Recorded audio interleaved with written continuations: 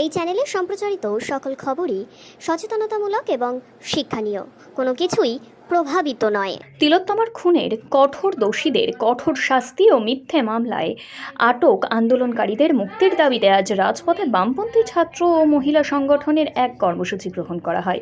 3টি মিছিল একত্রিত হয়ে ধর্মতলায় জমায়েত করে সমাবেশ করা হয়। একটি মিছিল হাওড়া, একটি শিয়ালদা দিয়ে এবং কলকাতা জেলা এসএফআই কমিটির মিছিলটি পার্ক স্ট্রিট মেট্রো 3 নম্বর গেট থেকে মিছিল করে ধর্মতলায় ডোরিনা ক্রসিংয়ে পৌঁছায়। সেখানে 3টি মিছিল একত্রিত হয়ে বিক্ষোভ সমাবেশ করে। কিন্তু আমরা এও জানি मुट्ठी भर कुछ पुलिस ऑफिसर है जो आज भी इस राज्य का चीफ मिनिस्टर के घर में जाकर खिचड़ी परोसता है।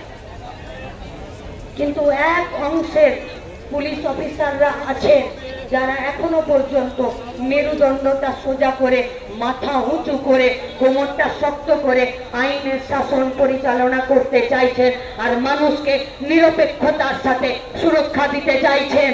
আমরা আপনাদেরকে কথা দিচ্ছি, বাম ছাত্র যুব মহিলারা, আমরা আপনাদেরকে কথা দিচ্ছি, বাম ধর্মনিরপেক্ষ গণতান্ত্রিক প্রগতিশীল এই রাজ্যের মানুষেরা আপনাদেরকে আমরা কথা দিচ্ছি, মাথা উঁচু করে থানার ভেতর কাজ করে যান, সুরক্ষার ভয় পাবেন না। যতদিন আমরা রাস্তার দখল নিয়ে থাকবো করে যান লড়াই চাইছি আপনাদেরকে। ঢালা থানার ওসি রেপ আর মার্ডার কেসে জেল কাটবে গো।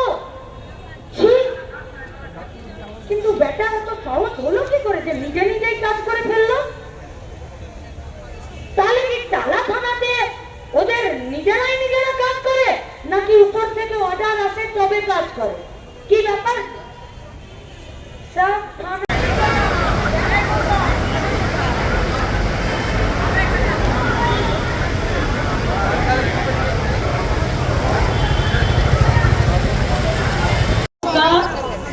शरीर का एक टुकड़ा काट कर बेच देगा ये लोग।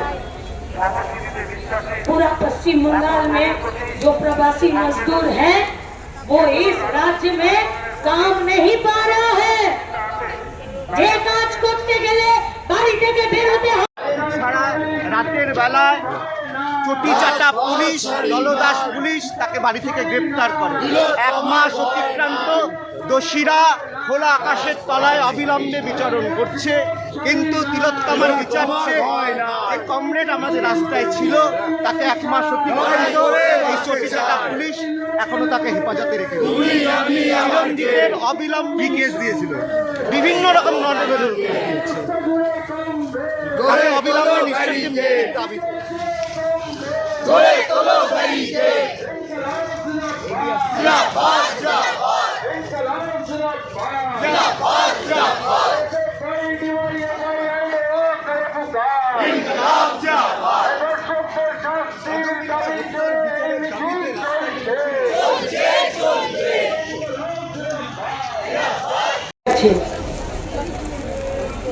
आज आरजीकर मेडिकल कॉलेजेर प्रिंसिपल তিনি প্রাইভেট নিরাপত্তা রক্ষী নিয়ে ঘুরে বেড়াবেন?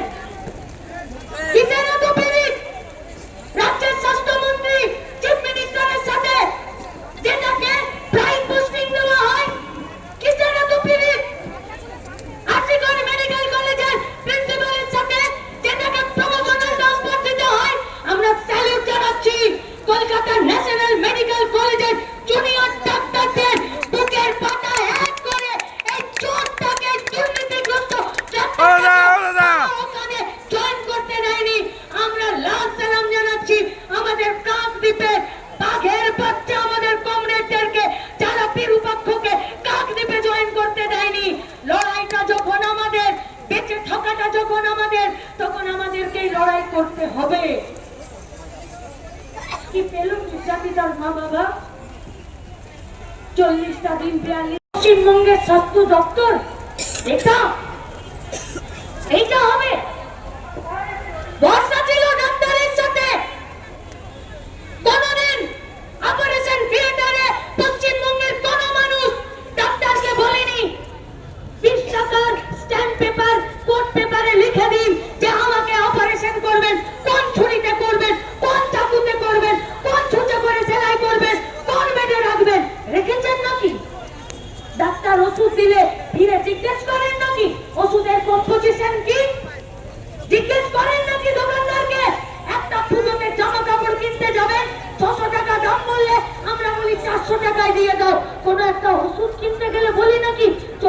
টাকার ওষুধটা 30 টাকায় দিয়ে দাও, বলি না তো? এবং মূলত দাবি একটাই দাবি, একটাই কথা, স্পষ্ট ভাষায় তিলোত্তমার দোষীদের দৃষ্টান্তমূলক শাস্তি চাই।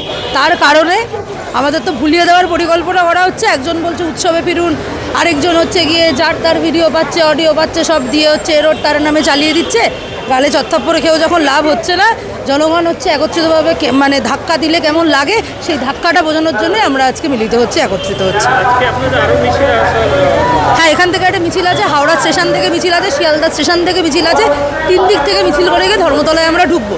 ইতিমধ্যে গতকাল যে সিপিকে পুরস্কার স্বরূপ হচ্ছে গিয়ে নতুন করে বসিয়েছেন, তিনিও তো হচ্ছে গিয়ে মমতা ব্যানার্জির পকেটের লোক, না হলে তো বসাতেন না। কালকে রাত্রিবেলা হঠাৎ মনে হয়েছে যে এই চত্বরগুলোকে এবং আগামী 2 মাস কোনো মিটিং মিছিল করা যাবে না। আগামী 2 মাস মিটিং মিছিল করা যাবে কি যাবে না সেটা এই বাংলার, এই দেশের মানুষ বুঝবে। ওটা পুলিশের হাতেও নেই, ওটা প্রশাসনের হাতেও নেই। পুলিশ প্রশাসন ভুলে যাচ্ছে এটা পশ্চিমবাংলা, এটা ভারতবর্ষ। আন্দোলন কখন গড়ে উঠবে সেটা কখনো সরকার বা রাষ্ট্র ঠিক করে দিতে পারে না।